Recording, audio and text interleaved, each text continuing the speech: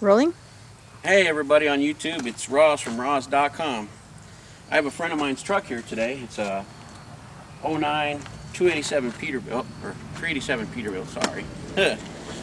And he wants me to help him improve his fuel mileage. So I always recommend a pyro and a boost gauge, and I have a set of glow shift gauges here. I'll just name off the part numbers in case anybody wants them. 0 to 60 psi boost gauge. You got any good focus there? Yeah. It's a GS T701 60 SM 60 psi boost gauge from Glow Shift. They're really nice gauges. They'll go many different colors. I'm not trying to advertise for these guys. I just know that. And then let me show you the other one before I zoom back.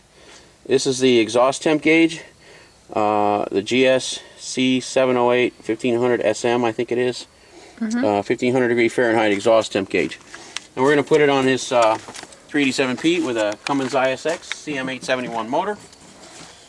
I don't have anything to do with these guys. I just know when things work and don't work. And I've used autometer gauges. I've used a couple other brands. And autometer is supposed to be like the racing gauge, or like the high. I'm gonna tell you something. I drive a truck. I've been driving trucks for years, and I've had a lot of gauges in my dash. And I'm gonna just tell you, my opinion. You can cuss me out on YouTube for this. They are crap. Autometer. Every autometer gauge I've ever put in, it's prone to noise. It gets all kinds of electrical noise in it very easily. You got a CB radio, the gauge freaks out. I mean, any little quirk, and those things don't work right. Secondly, they don't last. The vibration in a truck, getting beat up and down on the highways, anybody goes through I-10, on through Shreveport, Louisiana, they're gonna know they're gonna get the crap beat out of them. Those gauges, everything on a truck does. They don't hold up. These gauges, I've tried a bunch, and like I said, I'm not trying to advertise for these guys, but these are the only ones I found that last. And I've had them in my truck for 3 years, still going strong, man. So I can tell you that I use these glow shift gauges when I help other people. That's the ones I use exclusively now, because I've never had anybody tell me a gauge has gone bad, even after several years of them having them in their dash. So highly recommend these gauges. They're just tough, and they can take a beating. You can get these. I get these off Amazon. I think it's about 160 for the pair. It's roughly, I guess. And I don't buy the set. They sell a set of 3 with a transmission temp gauge. If you want to put a transmission temp gauge in, buy the set. But it's cheaper to buy them separately, actually. So I buy them separate, and we're going to put them in his truck. That's what we're going to do today to help him, get his fuel mileage up, show him how to drive by them, and the whole 9 yards. So I figured I'd make a YouTube video on how to get them hooked up and wired up, and how I put them in to help people save fuel and get better fuel mileage. Because there's more than one way to put these in, and more than one use, especially for the pyro gauge. More than one way to use it for those kind of things. So we'll do that, and I'll show as I go. We'll cut the video and show where I'm putting the sensors and how to get it all in. These gauges, by the way, come with pretty much everything you need except barrel connectors and stuff like that. Just the simple stuff.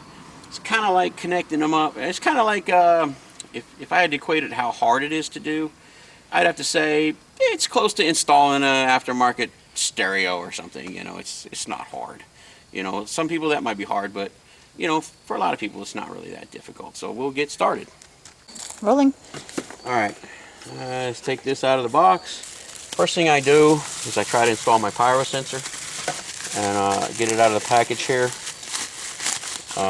It comes with a little adapter here to drill and tap the exhaust pipe. As a matter of fact, let's show that. Cut. Rolling. Alright, our pyro sensor. There's a couple of ways you can use a pyro gauge on these trucks. And most mechanics, and I guess normal people, I'm not normal, most normal people will typically take this in this fitting here, and they will drill a hole right here in the exhaust pipe, right here behind the turbo, and they'll put the gauge or the sensor inside, or possibly the manifold or somewhere else. Well, I don't do that. Because I'm going to tell you why. This is a 871 engine. It's got EGR. And the whole purpose of EGR is to regulate the exhaust gas temperatures. You can see if there's a problem if it's in that pipe, you know, and that's great. But every time you hit your fuel pedal, temperature goes up. You let off your fuel pedal, temperature goes down. Back and forth all day long. That's great, but it doesn't really help you saving fuel at any given moment, per se. It doesn't, okay? I mean, maybe right this moment, but what about over 10 minutes, or half an hour, or 20 minutes? And also, you know, if it goes up to 800 degrees or 1,000 degrees, how hot is your turbo? Because your turbo, these whole set turbos, they can only take so much, okay? So that's not telling me how hot my turbo is. You know, 5 minutes ago it was 1,300, you know, or 1,000 or 800 degrees, and now it's reading 400. Now it's reading 600. It's all over the place. So I don't put these inside the exhaust pipe. I just don't, because it doesn't do you much good. It's great for troubleshooting the truck, don't get me wrong. But it really doesn't do you much good if you want to save fuel long term. If you want to go down the highway saving fuel all the time. The best use of this is to monitor the exhaust manifold temperature and the turbo temperature. Because those things accumulate heat over time. 5 minutes, 10 minutes, 15 minutes, 20 minutes. And they cool off over a 5, 10, 15, 20 minute period. Depends on, you know, how much they're cooling and heating. But after 5 minutes, if you see that it's raising, you know you're consuming more fuel. After, you know, 10 minutes, you know, you're running 400, 450 for the last, you know, 2 hours going down the highway on flat ground. And then you look down and you see that it's running 500, 550. Well, something has slowly brought it up. So you can see, you know, a headwind will affect it, hills, everything else. It's not going to be instantaneous and move instantaneously, but after 5 minutes or so, you'll see if it's higher or lower. And also, with the pyro gauge on the outside of the exhaust pipe, on the actual manifold itself, you can see how hot the turbo is. Because if you ever take a temperature gun and you shoot this temperature here, here, here, here, all over this area, any of this exhaust components, you're going to see within about 8 or 10 degrees. Okay, and that's close enough at 500 degrees, 8 or 10 degrees is really nothing. So you'll get a really good idea of how hot your turbo is. And whether or not it's getting too hot, like when you climb a big hill, things like that. So I put it on the outside. Everybody says, oh, I like it on the outside, but I want to see what's on the inside. Well, if you want it on the inside, I would recommend to get a second one of these, put one of them inside the pipe, and put one of them outside the pipe, you know, where I put mine, where I do my fuel savings, and then put a switch on the sensor to the gauge. You can toggle back and forth if you want. That's kind of a cool idea. I know one guy that did that. And you want to know something? After 6 months of running that way, he doesn't ever use the one in the pipe anymore. He just uses one on the manifold. He said, yep, it's better. So, you know, that's just my experience with it. You can cuss me out, mechanic can tell me I'm full of crap or whatever, you know, my shade tree methods, but, you know, that's how we make money out here. I'm out here to make money, period. Okay, so anyways, what I do, because I'm going to put it on the outside of the pipe. I'm not going to drill any holes. It's really easy to do. I'm going to just take this fitting apart like this, and I'm going to slide that out like that. It comes right out. And I'm going to put this sensor right here. I don't know if you want to film this. I'm going to put this sensor, this is cold. It's been sitting here a couple days. I'm going to put this sensor right here. That's where I've got it on my truck. That's where a lot of people have it on their trucks that I've helped. And give it a little bit of extra line like that so that engine vibration don't break the line. And I'm going to put a hose clamp right around there. Easy as pie. Okay, so that's going to be the first thing we're going to do to install our pyro and boost gauge. Rolling. Okay.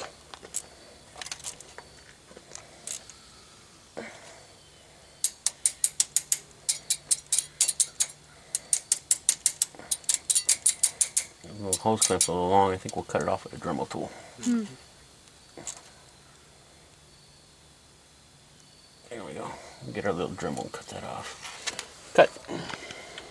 Alright, to get the gauge wires from the pyro and the boost gauge into the dash, or in close to the dash, I don't like to go all the way over to the edge of the firewall and all the way back where the rest of the wiring is, because the sensor wires are a little short for that, because So I don't like to have to splice into them and lengthen them if I don't have to. So what I generally do is I find a spot to go in about midway of the cab if I can, and I found a good spot. So I'll show that right now. You can see down here, my pyro gauge comes up, and I've got this little drill bit with a step bit on it so I can make different size holes. And I just came in right here, and you can see that little corner right there. If you can see that. I drilled a hole and I run my wire in through there. I just drilled it. Came in here and drilled it. But I drilled it just big enough for the wire to go in. And you know, a little bit of extra for the head of the wire. So I can get it in there. And that's what I've done. And then when I get all done, I put up my I put both my sensors through there. I'll take a piece of rubber hose and I'll make a grommet so that the wires don't rub against the edge of the metal right there where I've drilled the hole. I'll put a grommet through there. Let me show where that's at on the inside. The guy that owns the truck told me that this is the, he's already taken this apart. Something about this is the ashtray in the cigarette lighter or something.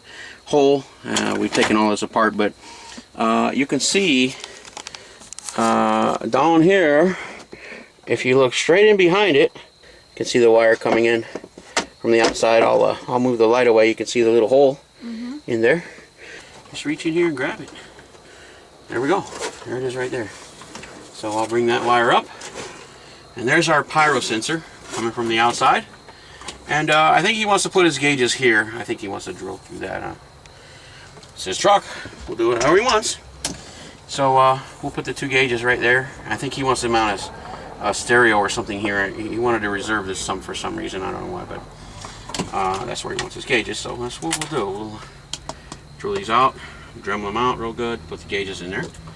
So let's hook up the, we got the pyro sensor going to where the gauges are going to be. Now we need the boost sensor to go where the gauges are going to be. So let's do that next. Rolling. Alright, we're going to install our boost gauge, and we're going to use this port right here that already exists because it's nice and convenient. Rolling. This one is the boost gauge. One fitting goes here, like that, and then it's got like a little ferrule that goes on there like this, sits up on there, and then a little cap goes in there, like that. And then the hose, obviously, goes in the end of it. Now, I'm not gonna tighten it down right now. I'm just gonna stick it together. It's flat and it's got a taper. Make sure the taper goes towards the fitting or the adapter, and that the flat side is at the top where the cap is. So don't get it upside down because it won't hold nearly as well. And then the tube obviously goes in there like this, and you kind of feel for it to go all the way to the bottom when you go to tighten it up. But right now we're not going to tighten it up. We're just going to kind of finger tight it, and we're going to find an adapter to go from this size to the hole that this thing went in. So let's find some fittings. And we got some Home Depot brass fittings. Now they're not exactly the same size. You can see it's slightly smaller. I think that's, I don't know, 3/8 or something. I got a 3/8 adapter here, and what we do is we just simply find an adapter to go from this size to this size. We put this in there, but we put quite a bit of this pipe thread sealant. It's a real thick pipe thread sealant. Because this is a different kind of fitting, it's just easier to find these. We can just put a good bit of pipe thread sealant on here, and it's this one is shouldered. You can find these at Home Depot in their brass fitting section, and when we can lock it down, it'll tighten up really nicely, and it won't have any leaks with our pipe thread tape, or pipe thread sealant, not tape. But it's always worked really well. I've never had a problem doing that, so that's generally why I just go with this. You can try to go find a metric, adapter and get all elaborate if you want to, but I just cheat a little bit myself. And you know what? It works fantastic. Never had a problem. So get me a little adapter. There's an adapter right there. You see that? I just gotta. You can find that as well. I think that might be quarter or something. I'm not sure, but it's like a 3/8 adapter from the same size pipe. And what I do is I find me, I always carry, you know, a bunch of these junk fittings. I get one of these little tight elbows. And there's a reason for that. Here we go. Now that adapts it from the hole that we have with an elbow to the hose. You could probably find a straight one, or you know what, if you really wanted to get, you know, really lazy, you could just put that straight in, put the hose straight in. But I don't do that. There's a reason why I don't do that. Let me go show you why. Let me go grab this hose, and we'll put this together with a little wrench. Kind of do this a little bit. Put that on there. We want to make sure we don't get any inside on the inside of this thing. So we'll wipe it off good. Yeah, it's good clean. There. Put that in there. And you can see the reason why I put the elbow is because this hose, we're gonna turn it one more time, but this hose comes in from the side like this, okay? If you just use this one fitting, I used to do this. I used to just use the one fitting and adapter, come straight in, and the hose came like this. Well, every time you go to work on your truck or anything like that, what happens is you inevitably always, if you do an overhead set or any, you know, any work up here, inevitably you always bend the hose and kink it and eventually damage it. So with it like this, it's straight out. You can, you know, it's a lot better protected. And if you got a ProStar, you almost have to do this because you got a big air can right here on ProStar. But, you know, I always put that elbow and do it that way. So we'll tighten that up and attach our hose. It goes in about that deep. Okay. That deep. I'm going to kind of put my thumb there. Mm-hmm. Just make sure it goes all the way down. There we go. That's just about enough. And now my hose doesn't want to come off. If you really tighten that down, it kind of cuts into the hose. So you got to kind of, you just snug it up good. Make sure you can't pull it out with your fingers. So that's it. Now we're going to run our hose over our hole and get it inside the dash, up there where our gauge goes. Ready. All right, my wires are going through a hole that's metal, and I don't want the wire to rub on the metal, you know, and wear out. So I'm going to take a little piece of hose and make me a grommet. And I usually like to give it a little bit of length so that the wire, you know, has some guidance. So we'll cut a piece of hose, a little bit bigger than the wires. Now you can just kind of come down through here in the side, and cut the side so we can slip it over the wires and then stuff it in the hole. Cut.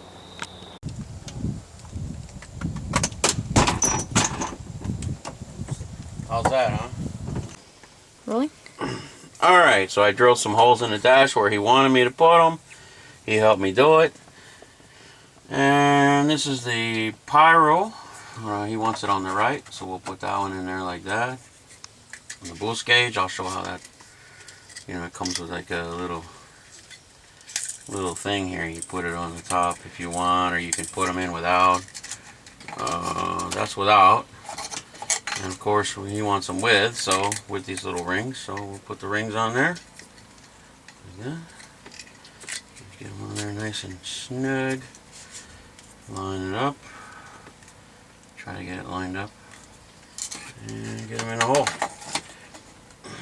Then we'll get the brackets on the back to hold it. And then we'll start wiring it. Alright. This one's the power gauge. We're going to have to put a little, it comes with this little adapter. Nuts, standoffs. So you can mount it on the back. Put the little standoffs in there like this. We need to get a little crescent wrench to tighten these up, by the way. You want to grab a crescent wrench? Something small. And then what we'll do is that goes in and this goes on the back side. It goes like this. And then we put the washers and nuts to hold it in place. And we also, the power gauge also comes with a connector plug to plug that in. We'll get to that as soon as we get these in and mounted. So let's get that done.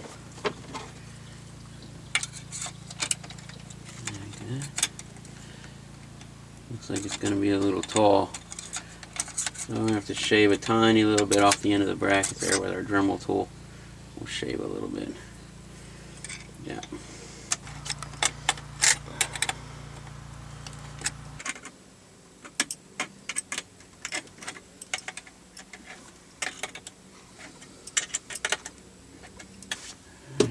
only get one wire with the exhaust.